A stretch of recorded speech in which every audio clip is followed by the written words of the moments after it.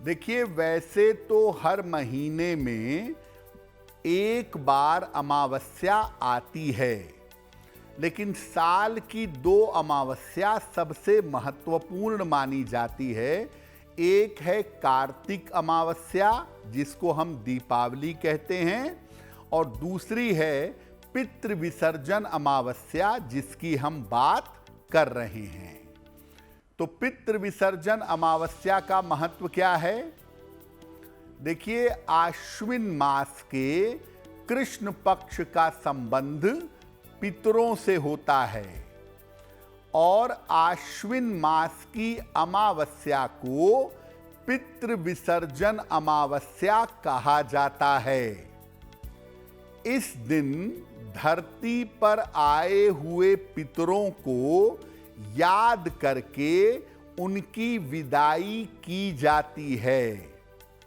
अगर पूरे पितृपक्ष में आप अपने पितरों को याद ना कर पाए हों, तो केवल अमावस्या पर उनको याद करके दान करने से और निर्धनों को भोजन कराने से पितरों को शांति मिलती है। यानी अगर आप पूरे पितृपक्ष में श्राद्ध नहीं कर पाए, दान नहीं कर पाए, तो पितृ विसर्जन अमावस्या पर अगर आप श्राद्ध करते हैं, अगर आप दान करते हैं अन्न का, वस्त्र का, भोजन का, तो आपके पूर्वजों की आत्मा को शांति मिलती है। इस दिन दान करने का जो फल है वो अमोघ होता है। पितृ विसर्जन पर दान करने से विशेष पुण्य की प्राप्ति होती है। पितृ विसर्जन अमावस्या पर राहु से संबंधित बाधाओं से मुक्ति पाई जा सकती है। राहु की बाधाओं को दूर किया जा सकता है। इस बार पितृ विसर्जन अमावस्या 21 सितंबर को है और पितृ विसर्जन अमावस्या का पालन हम 21 सितंबर को करेंगे। देखिए, पितृ विसर्जन अमावस्या पितृपक्ष का अंतिम दिन होता है, जब पितरों की विदाई करते हैं, पितरों का श्राद्ध करते हैं और उनसे आशीर्वाद की कामना करते हैं। जब पितरों के देहांत की तिथि अज्ञात हो, पितरों के देहांत की तिथि का पता ना हो, तिथि अंग्रेजी की तारीख नहीं, तिथि की बात कर रहे हैं, अगर उसका पता ना हो, तब पितरों की शांति के लिए पितृ विसर्जन अमावस्या को श्राद्ध किया जाता है। दूसरी बात, बहुत सारे हमारे पूर्वज हैं, पितृ हैं, आप सभी पितरों की तिथि याद नहीं रख सकते। ऐसी दशा में भी पितृ विसर्जन अमावस्या पर अपने पितरों के लिए श्राद्ध करना चाहिए। इस दिन किसी सात्विक और विद्वान ब्राह्मण को घर पर निमंत्रित करें और उनसे भोजन करने और आशीर्वाद देने की प्रार्थना करें। स्नान करके शुद्ध मन से भोजन बनाएं। भोजन सात्विक होना चाहिए और इसमें खीर पूड़ी का होना आवश्यक है। भोजन कराने का समय और श्राद्ध करने का समय दोपहर का होगा, मध्याह्न का होगा, यानी 21 सितंबर को दोपहर के समय में। ब्राह्मण को भोजन कराने के पहले पंच बलि दें, यानी गाय, कुत्ता, कौवा, चींटी और देवता, इनके लिए भोजन निकालें और इसके बाद गोबर का उपला जलाकर थोड़ा सा उसमें भोजन डालें, भोजन की आहुति दें, हवन करें।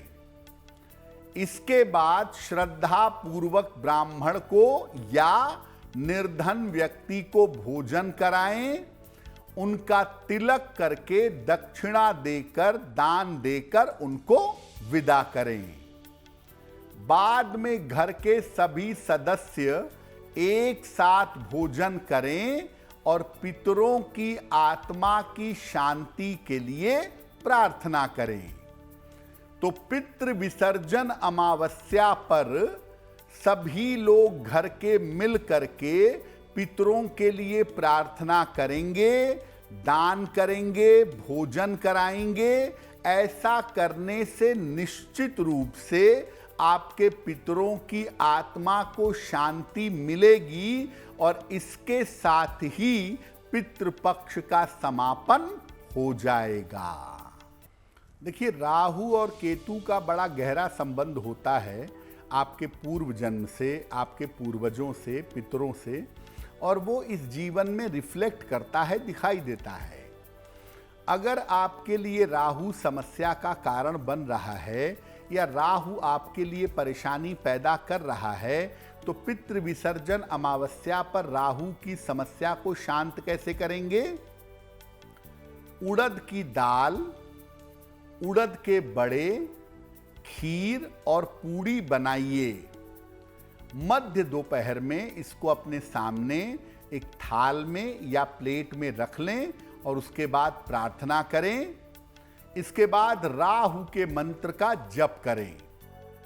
ओम रांग राहवे नमः या ओम भ्राम भ्रीम भ्रौम सह राहवे नमः, इस मंत्र का जप करें। इसके बाद प्रार्थना करें कि आपके जीवन में राहु की जो समस्या है वो समस्या शांत हो जाए।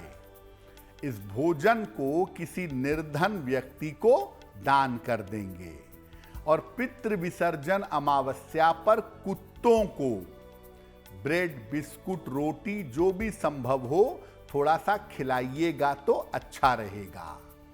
ये छोटा सा उपाय अगर आप पितृ विसर्जन अमावस्या पर करते हैं तो निश्चित रूप से आपके जीवन में, आपकी कुंडली में जो राहु की समस्या है वो शांत होगी।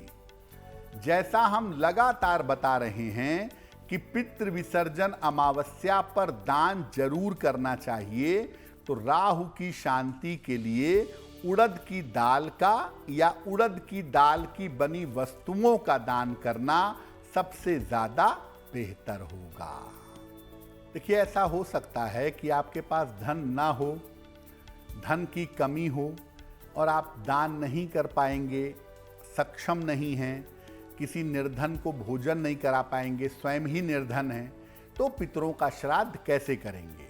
देखिए, प्रातः काल स्नान करके सूर्य भगवान को जल दीजिएगा, सादा जल, प्लेन वाटर। दोपहर के समय, मध्य दोपहर में पितरों को जल अर्पित करिएगा।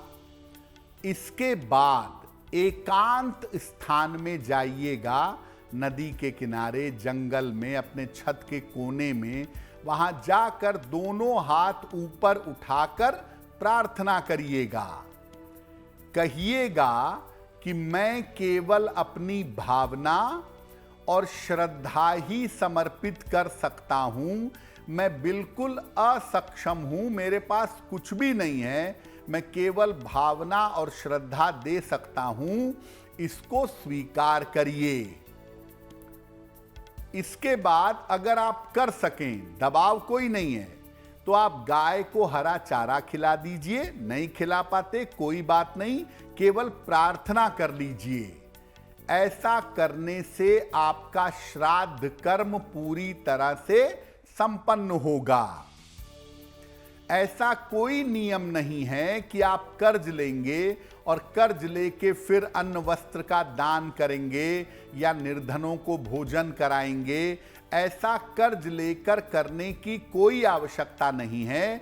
अगर आप समर्थ नहीं हैं तो ऐसी स्थिति में केवल प्रार्थना करिए और पूर्वजों से कहिए कि प्रभु मेरी स्थिति बेहतर करने का आशीर्वाद दीजिए, ताकि भविष्य में मैं विधि विधान से आपका श्राद्ध कर्म कर सकूं।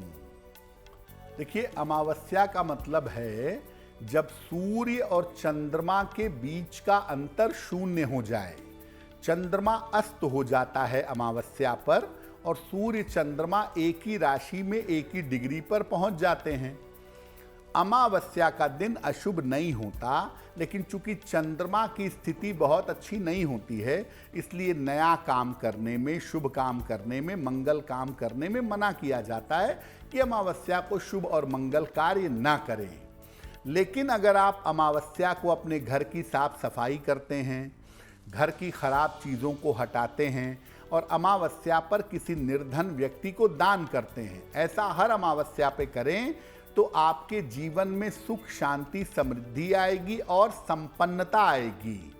अगर जीवन में कोई अज्ञात बाधा है, कोई ऐसी प्रॉब्लम है जिसका कारण ही समझ में नहीं आ रहा और आप अमावस्या पर दान करना शुरू कर दें तो वो अज्ञात बाधा दूर हो जाएगी। अगर आप मुझसे जुड़ करके अपनी समस्याओं का समाधान चाहते हैं और चाहते हैं कि आपकी समस्याओं को ज्योतिष के माध्यम से सुलझाया जाए, तो आप हमसे संपर्क कर सकते हैं, जुड़ सकते हैं एस्ट्रो तक पर।